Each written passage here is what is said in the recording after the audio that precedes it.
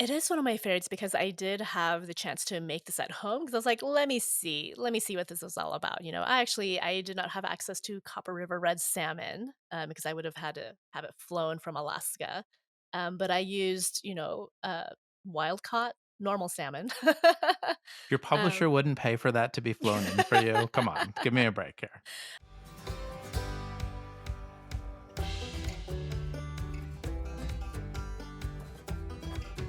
Hello, everybody, and welcome to today's episode of the RV Atlas. Now, we have been celebrating national parks all summer long on the podcast, and that is partly because we have our book out, Where Should We Camp Next in National Parks? So, we wanted to do a season of podcasting that wasn't necessarily every episode on national parks, but we wanted to dedicate a lot of time and space to our national parks because we love them so much.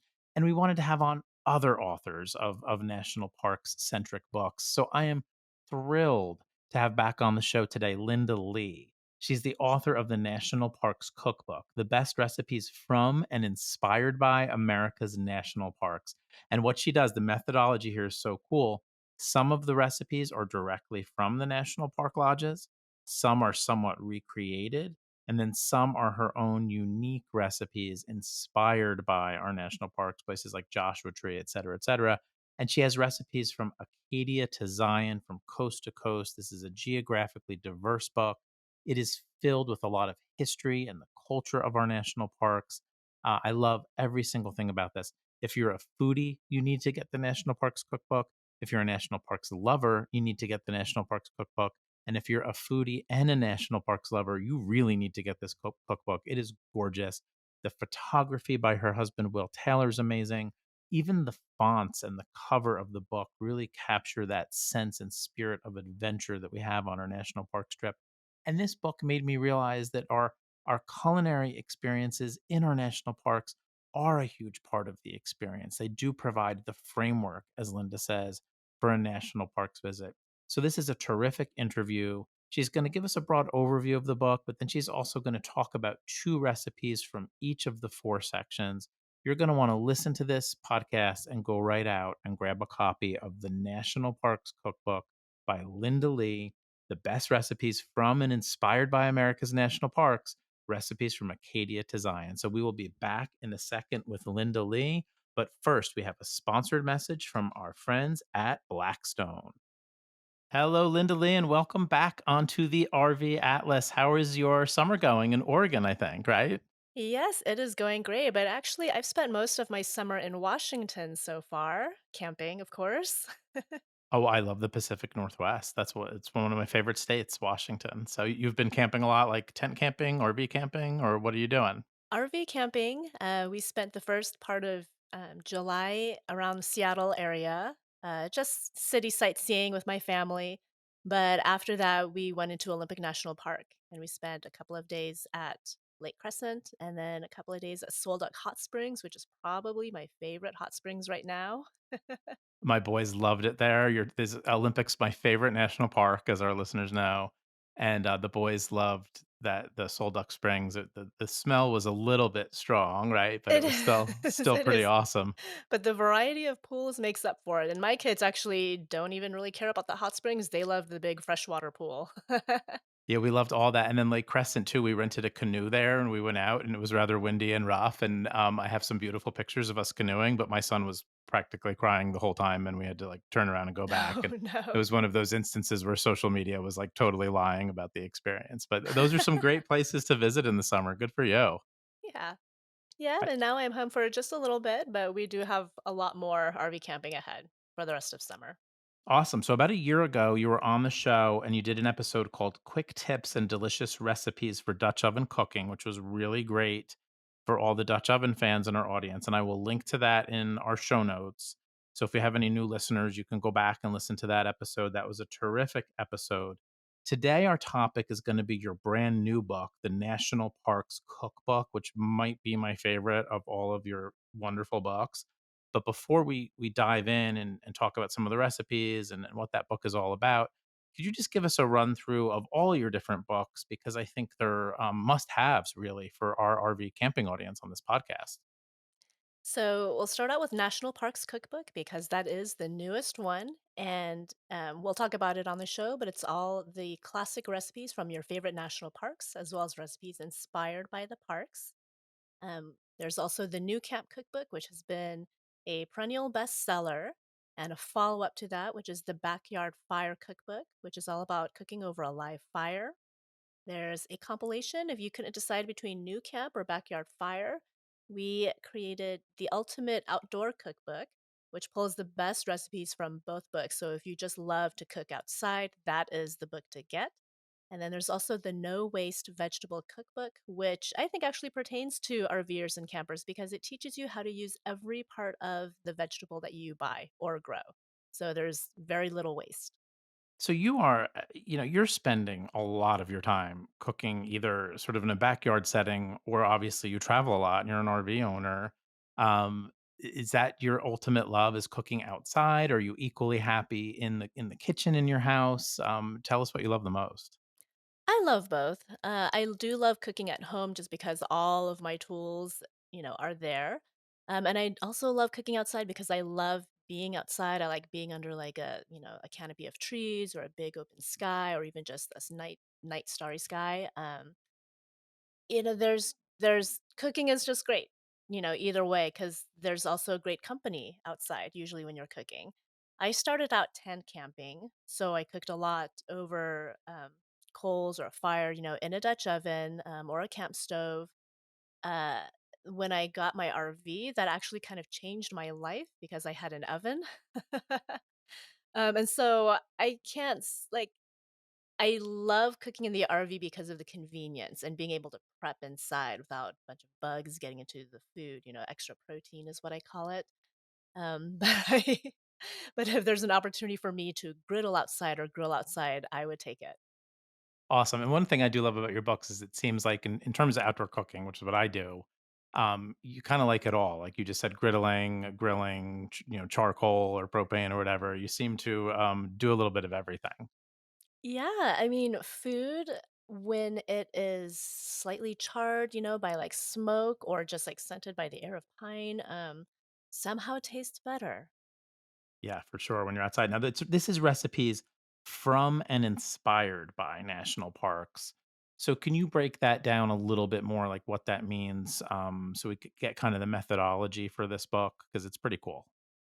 So the recipes that I pulled together for the National Parks Cookbook, a good portion of them are actual recipes from the national parks themselves. So you'll find a lot of these long-standing classics, like the Boysenberry Pie from Yosemite, which has been served for 60 years at the lodge, or the Roosevelt baked beans from Yellowstone. These are recipes that have been around forever, and these are the recipes given to me by the park. So if you've ever been to one of the lodges or the restaurants and wished, you could recreate that flavor at home, now you can. But of course, not every national park has its own lodge or dining option. And so for those parks, I created original recipes that were inspired by the region. So there's cornbread for the New River Gorge, or there's Frogmore stew, for the South. So there's recipes that are regional, and there's also recipes that are inspired by the flora and fauna of the parks. So one of my favorites is Bryce Canyon. I created the butterscotch martini. So that two-pronged approach really is at the heart and soul of this book, right? Because it's like your own creative cookbook. Then there's also a lot of national park history in there, and before almost every recipe, you kind of describe the recipe a little bit and the role that it has in the history of the park.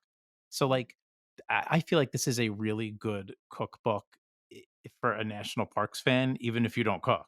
Like, if you're somebody that loves national parks and you read national parks book, like there is a lot in here for you, even if you don't cook. Then if you're a national parks fan and you cook, like this book's like a dream basically, right? Yeah, I could totally take you back to those memories. Awesome. Now I love the front parts. In general, I like the front parts of cookbooks that get a little bit into technique and gear and methodology. And your books have been great with that too. So before we get into the actual recipes from the different parks, what's some of the material that you have at the front of this cookbook to kind of set everybody up for success?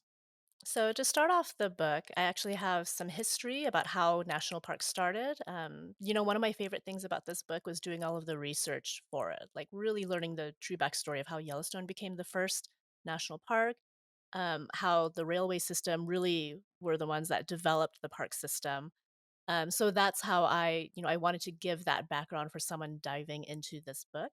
Then it goes into the different kitchen tools and ingredients that I use at home, but also that are used throughout this book. So there is some consistency if you're wondering what kind of salt to use or what kind of flour did I use to achieve the results in the book, you will get that, as well as recommendations for the types of pots and pans and blenders and things like that that are used. Then it goes into standards and techniques. So, when I say 1 cup flour, you'll know exactly what that 1 cup measurement is without weighing it because it's the scoop and sweep method, which I use, because some people are like, oh, do I spoon it in? Do I weigh it out? But I give the standards and the techniques of how I do things so that you can get a similar result in your own recipe making. And was this book like more work than your other cookbooks in terms of there being more research, or because you were pulling some of the recipes from the parks? Was it about the same? Was this a very different project for you as a cookbook author? It was a very different project, and I would say it definitely was more time consuming. Not only did it require more travel, which I'm not complaining about because I definitely loved going around to all the national parks and sampling the menus and talking to the chefs, but there was quite a bit of research involved in how recipes became established, or why they were used and why they became favorites. And I also had to work with a lot of chefs and media teams, publicity teams to get the actual recipes themselves. And so, depending on other people for that side of the project was a challenge, especially because I was writing this book in the middle of summer when I was traveling, and summer is the busiest time for the parks. So, trying to get in touch with the teams that I needed to get these recipes was there was a lot of phone tag, I can tell you that. And then when they're not as busy in the fall or winter, then they're, like, trying to close down and get out of there. Were some people not really wanting to share or discuss the recipe? I mean, were some people sort of unwilling to participate, and did that ultimately shape the content a little bit? Yes, yeah, I had a couple of, chefs, they don't want to share their secret recipes, and then some of them were just too busy. And so that Gotcha. definitely my outline for the recipes I wanted to include did change because of that. All right, let's talk about those 4 major sections of the book. So what how do you break down the parks into 4 different sections in this, cookbook? So I start out with the top 10 national parks by visitor volume. And then it goes into national parks of the West, national parks of the Midwest and East. And then because Alaska is its own beast, they are their own section, the from that region. I wanted to ask about Alaska because it's just kind of stuck out a little bit. Oh my god, Alaska gets its own section here. Do you have a particular love or fondness for traveling to Alaska, or was it just that the, like, cuisine was so different that it needed to have its own separate section? So I was actually surprised because when I was doing the initial outline, I thought Alaska would be lumped in with the Midwest. But once I really got into the lodges that were there and the type of cuisine that was there, I realized that it had to be its own section because it's vast. So, and it's probably, I would say it's probably my favorite section based on my interaction with the lodges and the chefs who are in Alaska, as well as the variety of food. I think the recipes are so unique because a lot of them use, ingredients that are foraged from their environment, which I thought was really special. So a lot of this is tied into these national park lodges, which a lot of RV owners don't necessarily stay in those lodges because they have Mhm. RVs, or they, are tent campers, and they tent camp. Stephanie and I and the boys have actually tried to stay in some of these lodges, and it's definitely a goal for me, sort of a bucket list item to stay in more of them because they're so beautiful. So did you get to visit some of these lodges, or do you have a favorite one you've stayed in, or were you more like day tripping into the lodges, like a lot of people do that are RVing? So I tend to day trip into the lodges. I have stayed at the Awani, but yeah, like you, I RV, and so I'm usually in a campground. But I love going into the lodges because they do have great restaurant options and bars there. Um, so a lot of I've eaten a lot in the lodges for sure. Sometimes you just get tired of cooking on the road and you want to see what they've got to offer. And you're eating in these grand environments in the lodges. So we're going to come back in a second, and Linda's going to talk about two recipes from each of these sections. I'm so excited because there's some that she's going to talk about that were like totally unexpected to me. And then you picked a few that I was actually hoping you would pick. But we'll be back in a second. We're going to dive into some of the recipes from the book. And if you really want the full recipes and you want to review them and you want to cook these things, you're going to have to go out and buy this wonderful, wonderful cookbook. So we'll be back in a second with Linda Lee. But before we do so, we have a sponsored message from our friends at Camco Outdoors. Welcome back to the show, everybody. We are here with Linda Lee, the author of many excellent cookbooks, but the newest one, the one we're discussing today, is the National Parks Cookbook, the best recipes from and inspired by America's national parks, recipes from Acadia to Zion. And I love subtitles of books because they tell us so much. And this is authored by you, and the wonderful photographs are by your husband, Will Taylor. And you guys make quite a team now. Has he done the photography for all of your cookbooks, most of your cookbooks? Every single cookbook. Awesome, and the photography is absolutely wonderful, and, I can't stand it when you get a cookbook and the photography is subpar. It kinda just, like, ruins the whole experience. This is, like, world-class, photography. Thank you So so much. yeah, tell him I said that the photos are great. So let's talk about the first section and let's get two recipes from the first section. As you mentioned, these are the 10 most visited national parks. So take us to Yellowstone for the first one. And I'm really glad you picked this one because it's like very approachable and I feel like I could try to do this one. Yes, this Roosevelt baked beans is my pick for Yellowstone. It is one of my absolute favorite recipes, probably the one that I've made the most from this book.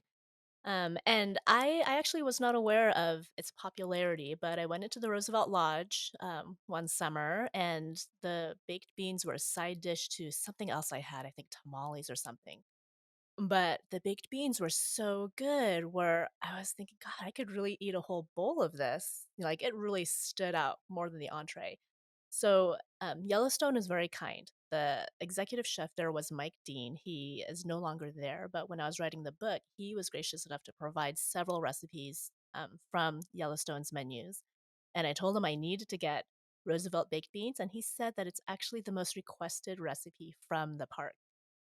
From the Um, entire park. And do they yeah. just have it at the Roosevelt Lodge or is this something because the Roosevelt Lodge is like way up near Lamar Valley, I think. Yeah, it Or is is, this and they something you yeah, is can you get this at different places in Yellowstone, or do you have to go to the Roosevelt Lodge? you gotta go to the Roosevelt Lodge dining room, or you can go to the Old West, dinner cookout that they have, but they only serve it in that part of the park.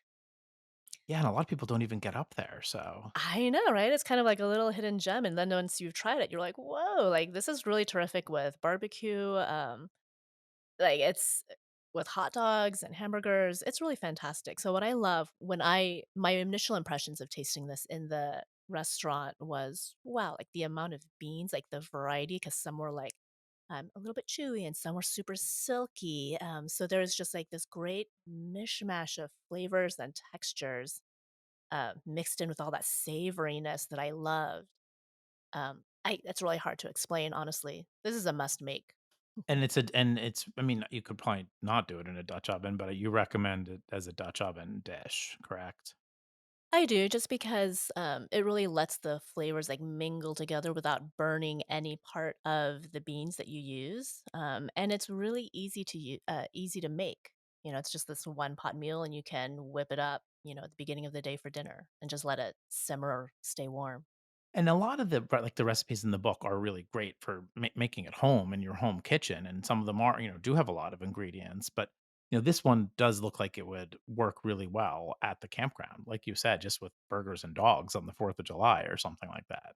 Yeah, it is fantastic. And I've also made this at home, and instead of doing it on the stovetop, which is the method that I write about in the cookbook, because I was making a lot of other things on the stovetop at that time, I actually just put the beans in the oven. And I just like a very slow bake in the oven for hours, and it turned out amazing. I want them right now. Okay, so let's move on. Let's move on though. Let's go to Acadia National Park. And this is one of the ones I was like hoping you would pick because I've actually had these in Acadia. So what did you choose from Acadia National Park and give us a little bit of the backstory there? So I chose the perfect popovers from Acadia. If you've ever been to Jordan Pond House, this is their top selling item. They actually make what was it, like upwards of like 6,000 popovers a day that people eat on the lawn. And the interesting thing about these popovers is that I could not get the official recipe from the Jordan Pond House. And so when I was looking around, I saw that there were actually quite a few recipes, copycat recipes for these, and they even include a recipe for it in their own Jordan Pond House cookbook. But the thing I live at elevation, I'm like right around 4,000, 4,500 feet. And popovers, well, baking in general is kind of tricky.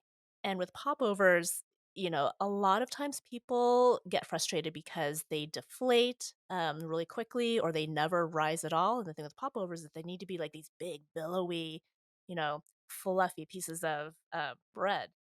And so my recipe actually works for anyone living at any elevation. You're always going to have success. They're always going to pop and rise every single time you take them out of the oven, and it's easy. And the trick is all in the type of flour that you use. And the temperature I thought you mentioned. Yep, and the temperature as well. Mhm. Now, were there ti were did this type of scenario happen to you in other places in the book where you couldn't get the recipe and you were sort of, like, recreating it and adding your own twist and spin to it, or was this more of the exception to the rule? No, there were quite a few recipes where, for whatever reason, I could not get the official recipes, but because I had eaten these in the restaurant, I could recreate them to what I feel is a close replica. I think this is like a really cool one to have in the book as well for a very strange reason. Jordan Pond House is so crowded now and so hard to get into in the summer. And I mean, we hear from people over and over again that they can't get a reservation, they can't get in, they're dying to try these popovers, and they leave Acadia frustrated. So it's in the cookbook, everybody. So if you want to Yeah. make them at home and you can't get into Jordan Pond House, you can do so. Yep, and Uh, very easy to make. And I also included a recipe for the lobster stew, which is also served at Jordan Pond House. My own rendition of what their lobster stew is, and I feel like I add a little bit extra something to my recipe. But now you have something to dip your popovers into. Are you like a real seafood lover in terms of your cooking? It does seem to be a fair amount in the book, or maybe just because I was looking at Alaska before we started talking. I do like seafood. I grew up eating a lot of seafood. On this summer, I actually went clam digging for the first time. Um, in Washington, and so I definitely love, like, fish and shellfish. All right, awesome. Let's go to the next section. And of course, there's 8 other recipes from that first section. So, guys, we're just scraping the surface here on this podcast. Let's move to the national parks of the West. So, take us to Zion National Park, I believe, first. What did you pick from Zion? So it's actually not Zion, but it's related. It's Mesa Verde Oh, okay, National right. Park, and I chose Navajo fry bread, which if you have been to Zion or Mesa Verde or Grand Canyon or anywhere in the Four Corners region, you have likely come across fry bread. Usually at like a little roadside stand, and sometimes in one of the restaurants or snack stands. Navajo fry bread. I have a recipe for just like plain fry bread, but you can definitely dress it up. The way that I usually get it when I'm on the road is dusted with powdered sugar. Sometimes you can also do cinnamon sugar. Kind of depends on how you like it, plain, savory, or sweet. Um, but the fry bread recipe here is also used for the Navajo tacos, which I talk about on the Zion page. Because at the Zion Lodge, their Red Rock Grill, they serve a version of their Navajo tacos. And I recreated that using my own fry bread and using like a quick chili that I give a recipe for. I love the little "did you know" sidebars too, which give some of the history of the recipes or some of the cultural connections. Really nice touch throughout the cookbook. So those are great too.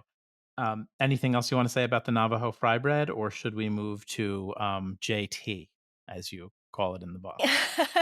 Yeah, well, I think fry bread is a classic. If you're a fan of it, I think you'll enjoy this one. And yeah, an interesting bit of history that I should mention about the fry bread is that it's typically thought of as an authentic native food, but technically or historically speaking, it wasn't like a true native food. It was something that became a native food based on necessity, and it's kind of a sad story because when they were gathered together into these reservations, they no longer could. Um, Hunt and grow their own fresh produce. And so they had their ration of like flour and lard and sugar, and they had to create something with that in order to survive. And so the Native Indians, Native Americans created this fry bread, just for sustenance, and it became a staple of their diet through today. And sort of then ironic that we're serving this in national park lodges for Yeah, tourists today. Yeah, no, that is exactly. the history gets complex with our national parks at different points, so I'm certainly glad you brought that up. So, shall we move to Joshua Tree and Yeah. shroom jerky? Yes. So shroom jerky has nothing to do with Joshua Tree, if I'm being honest. It was a fun recipe that I wanted to create uh, because I was looking for a recipe or ingredient or a food item that I could immediately associate with J Tree, or JT, as what the locals call it.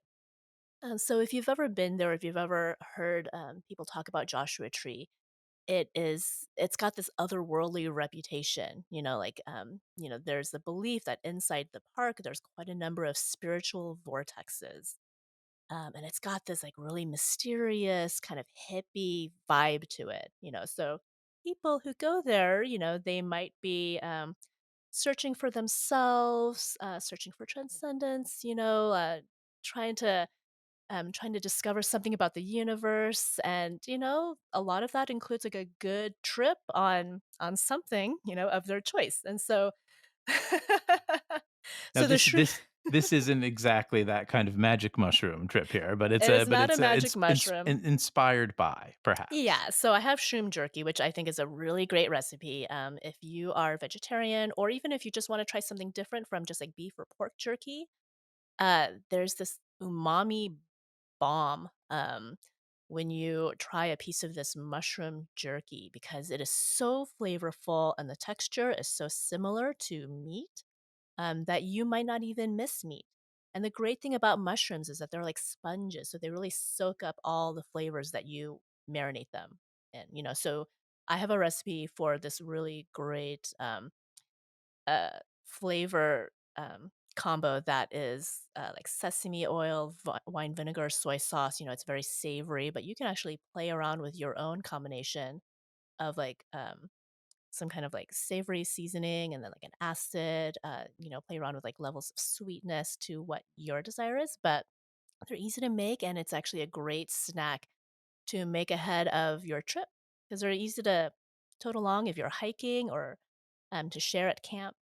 So, this is just a fun recipe.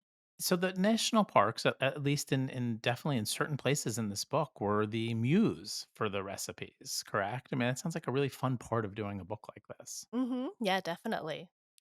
Trying to I feel like a lot of national parks have their own personality. And For so some sure. of these recipes for, like, the parks that do not have their own dining options, I was just kind of trying to picture, like, what would be the personality of this park and what food item could I associate with it? So, like, if you were the head chef at a new lodge built in one of these parks, like, what would you want on the menu? So, uh, I love it so much. All right, we have more recipes to cover and two more sections of the book to cover. So, we're going to come back in a second with more from Linda Lee, the author of the National Parks Cookbook. But before we do so, we have a sponsored message from our friends at Yogi Bear's Jellystone Park Camp Resorts. Welcome back to the show, everybody. We are here with Linda Lee, the author of the National Parks Cookbook, a brand new cookbook that is really beautiful and captures that spirit of adventure that goes along with our national parks, but in a culinary way. And now we're going to dive into two recipes from the national parks of the Midwest and the East.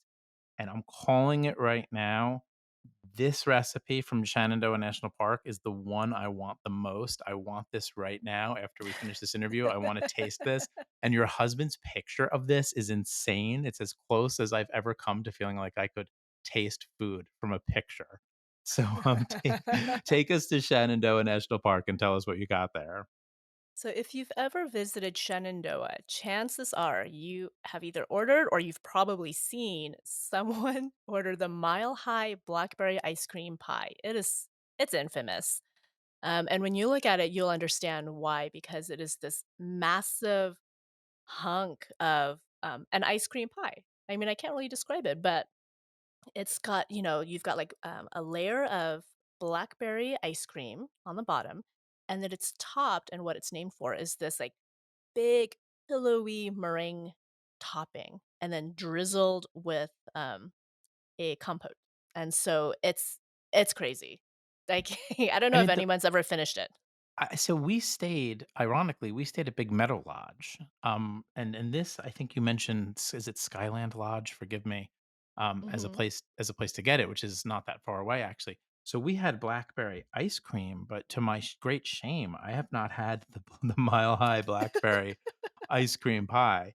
Now, this might be a little bit challenging to recreate for the home cook, though. No, No, actually, I had a lot of fun making this. So to be honest, I'm not a big dessert person. But I made this pie because I knew that I had to get a picture of this recipe for the book because I felt like, oh my god, it's like it sounds so obnoxious and awesome. And so, the only difficult thing I think for a home cook is that you do have to have a little torch, like the same torch that you would use for creme brulee. And I was a little intimidated by that, but it's actually really fun to torch the meringue after you make it. And the meringue is super easy to make, and so I use for just ease of making the recipe, I recommend a pre-made graham cracker crust so that you don't have to make your own pie crust. Then you just scoop in very hard ice cream, let that freeze, and then you just make the meringue in a mixer. You just let that go around and around, and then you scoop it on top of that ice cream layer.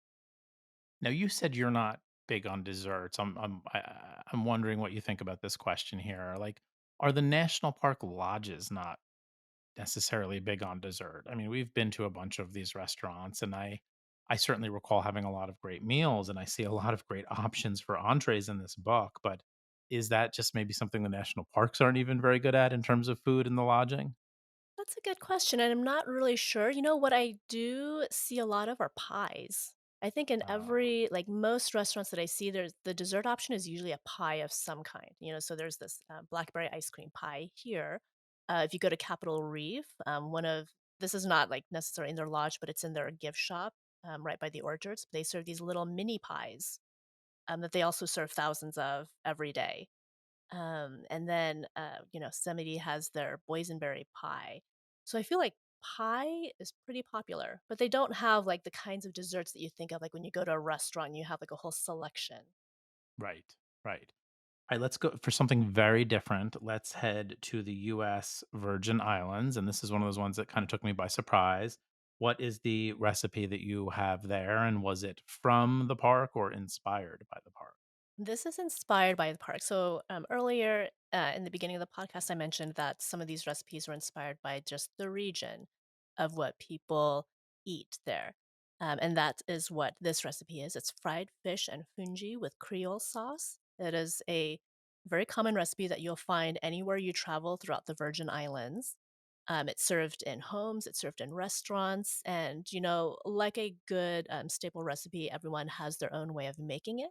This is my version of it. I actually have made a version of this on my own before, not knowing that it is actually really popular in the Virgin Islands. What sets it apart, though, is the fungi. Um, fungi, it's spelled like fungi, but it's actually their version of polenta. And so they add okra and bell peppers to it. It actually really gives it a little extra flair than just basic polenta. And I think it makes the dish as well as the fish, like, all together, it's, like, such a great, like, heartwarming home-cooked meal. Now, there's also like this recipe also makes me kind of think that there's a lot of geographical diversity in this book. I think it would be easy to just do a lot from the American West. Was that a challenge for you to really try to bring in national parks from all over the country? The challenge was that I had a page limit for Mhm. the book, and so I really had to narrow down my choices because there's so many great recipes. I only used half of what Yellowstone gave me. I wanted to include all of them. But there's also so many great regions with their own flavor profiles. So I try to include a little bit of everything, because everybody is familiar with the big parks like Yellowstone, Grand Canyon, Olympic, but also wanted to bring in these lesser known parks like the Virgin Islands, or Isle Royale, or Indiana Sand Dunes. So, parks that most people don't think about visiting or they don't think about that as like a first choice for a cookbook, I definitely wanted to introduce that in this book. Awesome. I would think that some of those places even have some of the most interesting culinary options to some degree, as opposed to just the broad American West. So Mhm. let's go to Alaska. And there's just such a great Alaska section in this book. So, uh, tell us your first recipe from an Alaska national park. So the first one, this is a really unique one because I had a great chat with the owner when he provided this recipe. It is the wild caught Copper River red salmon with onion gastrique. It's quite a mouthful, but it came from the McCarthy Lodge, the Salmon and Bear restaurant inside the McCarthy Lodge. So, what I found interesting is that, the lodge is inside. So, first of all, this is Wrangell St. Elias National Park. It is the largest national park in our system. And this recipe came from the town of McCarthy, Alaska, which in the early 1900s was actually the largest mining town in the state, but has since dwindled to a population of, I don't know, you could count them by like a dozen or 2 dozen. But what's interesting is that it is the last remaining living community inside a national park, which is like a fun little factoid. And it's only like 2 blocks. And that must inspire the cuisine to some degree, right? Well, they fly in a celebrated chef. Joshua Slaughter is the chef who cooks for them, and he's very prolific. And McCarthy Lodge is actually a foodie destination. So there are people who will specifically travel there to sample the food at this restaurant. That is And so this, cool. Are there any other, like, I mean, not to put you on the spot, but are there any other examples of that in the country? Like, I did not know that. And we've actually even talked about this national park on the podcast. It makes sense too, though, because where else you can eat, right? I yeah. mean, they need to be providing food for you. So, but what a smart way to get people to travel to some, far out locations. Are there any other parks that are like people go there for the chef? Not that I can think of, and if you're coming to McCarthy, Alaska for the chef, like you're dedicated and you are going to expect a fabulous meal, So what they created here, the Copper River red salmon, what they told me is that it's prepared in a very specific manner, that makes it like, it makes it so many steps above regular salmon, I guess. Um, the Copper River red salmon, they call it like the Wagyu of seafood because it has to, swim, like, more than 200 miles, to the spawning grounds, and, like, all of that swimming, all of that activity actually gives it this, like, really, buttery texture, and, like, the flesh is, like, super succulent because of that. So there's like hard work involved by everybody here, right? You got to get all the way out to Alaska. The salmon has to swim over however 200 miles or whatever you just said. So this Yeah. sounds like a very unique culinary experience in our national parks. Is this one of your favorites by any chance? It is one of my favorites because I did have the chance to make this at home because I was like, let me see what this is all about." I did not have access to Copper River red salmon, because I would have had to have it flown from Alaska, but I used, wild caught normal salmon. Your Um publisher wouldn't pay for that to be flown in for you. Come on, give me a break here. And this is a really it's a delicious dish. Like, it sounds kind of intimidating with, like, this onion gastrique, but it's actually not that hard to make. There are different elements to it, and so you do have, like, a few, like, pots and pans going on in the kitchen, but it's a special meal. This is what you serve to company. And there are, ingredients in here like, dandelion greens to make the dandelion pea stew or the foraged mushrooms, and that is the exact recipe that was provided. by the chef. But of course, you don't have to use forage mushrooms. You can just use your favorite wild mushrooms or cremini mushrooms. And for the dandelion greens, you can use arugula or any similar green.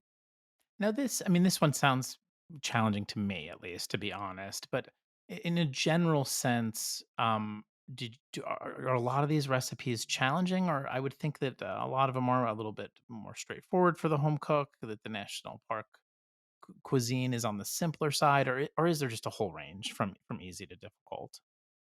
I would say that there's a whole range, but most of them would be on the side of being relatively easy to prepare. Some of them are not necessarily meals that you would make on a weeknight if you only have like 30 minutes, but they make great weekend meals that wouldn't take more than an hour, for instance. And it's So, a learning experience, right? And I mean, that's one of the cool things about the book is that, I mean, like, I'm looking at this recipe from Wrangell St. Elias that we're talking about right now, and half of the page is sort of the story of McCarthy Lodge. It'd be so fun to go through and make these and learn about each of these parks as you go, or revisit your memories of being at these parks. And obviously, that was a major part of your intention here, was to bring in the flavor of the parks, and you really did that. I'm glad you dedicated the space to do that with each of the recipes. yeah, we tried. And the thing is, like, I don't want people to feel like, oh, like this is this, very foodie gourmet recipe. Like, I'm not going to try it at home. You can take parts of it to make. You don't have to have like, this is a full meal that the chef gave, where that's like the salmon sitting on a bed of like mushrooms and potatoes, and there's like a drizzle on top of it, plus like the onions on top of that. You can just do the salmon and the onion gastrique, and serve it over a bed of rice or a salad. Did you pick Roosevelt baked beans as the first one for, like, a very intentional reason, sort of to say, like, "Hey, this is very approachable," because it is. I mean, I was dipping through the book all morning. It's a very approachable book. Yeah, well, that because it is very approachable and easy, and also it's honestly one of my favorite recipes. I'm like a like I don't know, like I'm always teased by my family and some of my friends where I love peasant style food. Despite like writing all these cookbooks, I really love like big, like filling, simple meals when I cook for myself personally. And the Roosevelt baked beans like really fit that profile. Alright, awesome. We've got one more from Alaska before we wrap up the show. So, what do you got next? So this comes from Denali and from Camp Denali, which is the only wilderness lodge inside the park. They provided a recipe for beef kofta with chermoula, which is one of their most popular recipes. And what I found interesting was, I had a chance to speak with the owner at Camp Denali, and she was telling me how their lodge is situated at the end of like a 90-mile single lane dirt road. Um, and because of their distance and how remote they are, like obviously they have to fly in a lot of their ingredients. And being in Alaska, like if it's like within 3 or 500 miles of you, it's considered very local. Right. But because of their location, they also have to grow a lot of their own food if they want it to be super fresh. And so they actually have a few greenhouses where they will grow their own salad greens, their own herbs, and I thought this recipe was a great example of how sustainable they try to be given their remote location because it uses a lot of the fresh herbs that they normally would get out of their greenhouse. And because, they're trying to uh, not preserve, but, like make use of the full beef order that they get, they find it very easy to like grind up meat that's not used and turn it into the beef kofta, which are like these little brochettes on skewers. So it's just, it's it's a great reminder of, what you have to do to kind of survive out there in Alaska, and the type of food that you make, is really dependent on your resources. That's amazing how the culture of the place can be so tied into the cuisine and so tied into the food in every circumstance, really. And in here, you're tying it into the culture, the history of the parks in such a wonderful way.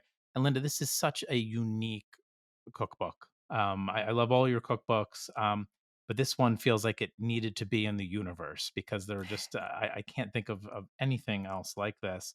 So thank you so much for doing this. We're going to come back in a second. We'll wrap things up with Linda Lee, the author of the National Parks Cookbook. But before we do so, we have a sponsored message from our friends at RV SnapPad. Welcome back to the show, everybody. We are here with Linda Lee, the author of the National Parks Cookbook, the best recipes from and inspired by America's national parks. And I love both parts of that equation, but I think I like the inspired by even more. That's just me. And in here, you have recipes from Acadia to Zion. This is available wherever books are sold. You can get it on Amazon. You can get it at your local indie bookstore and order it. And it's a beautiful book, and even the look and the fonts and everything really capture that feeling of adventure that we get from our national parks. So, Linda, I'm going to put you on the spot here.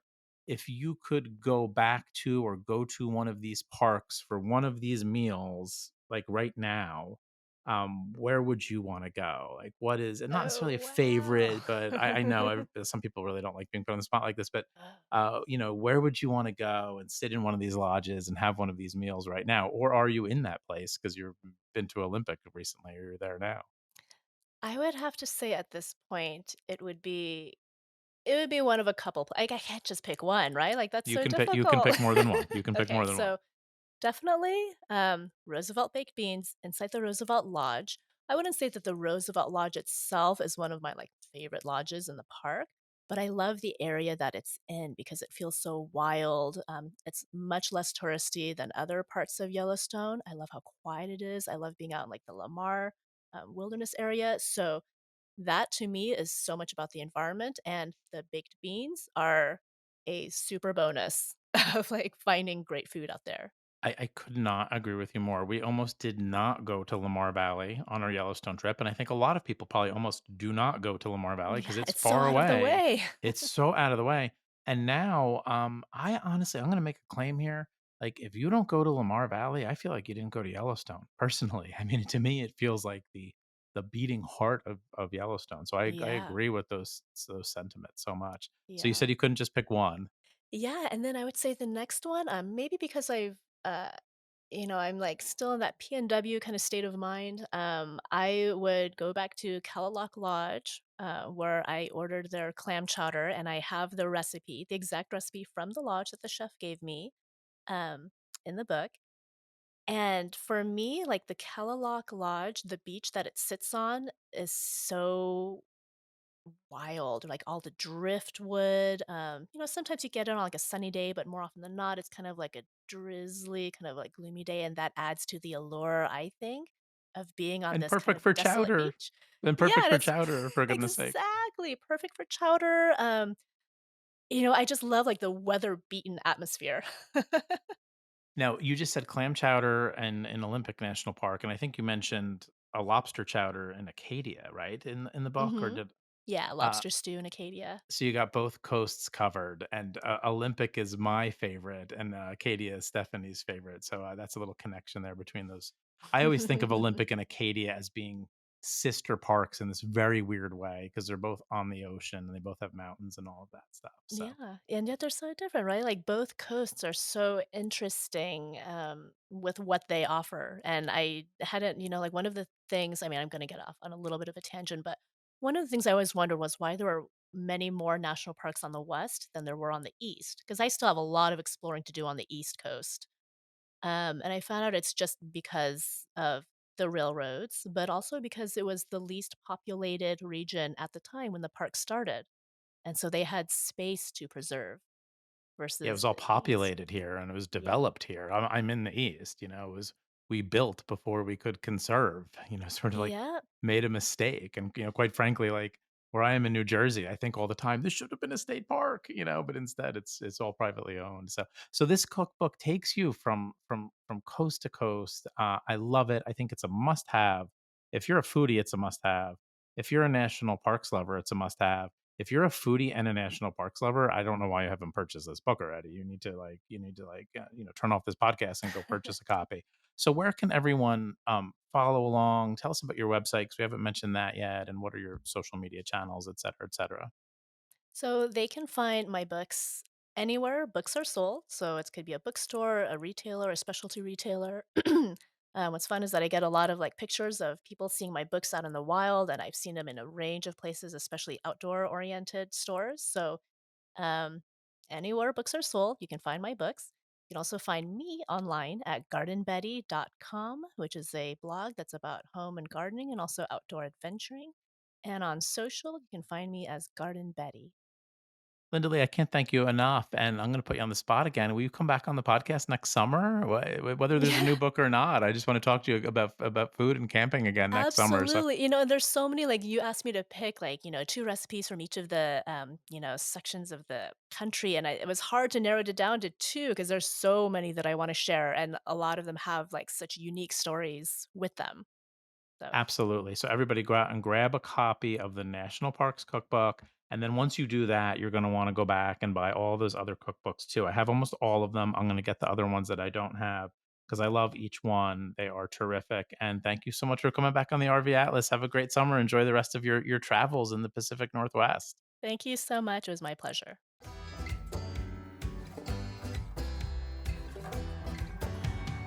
Thank you so much for joining us for this episode of the RV Atlas. To find out more about the topics discussed on this show, head on over to theRVAtlas.com. And to join the friendliest group of RVers, head on over to the RV Atlas group on Facebook and make sure to join us on YouTube, TikTok, and Instagram at the RV Atlas. If you enjoy our show, please consider leaving us a review over on Apple Podcasts or wherever you listen.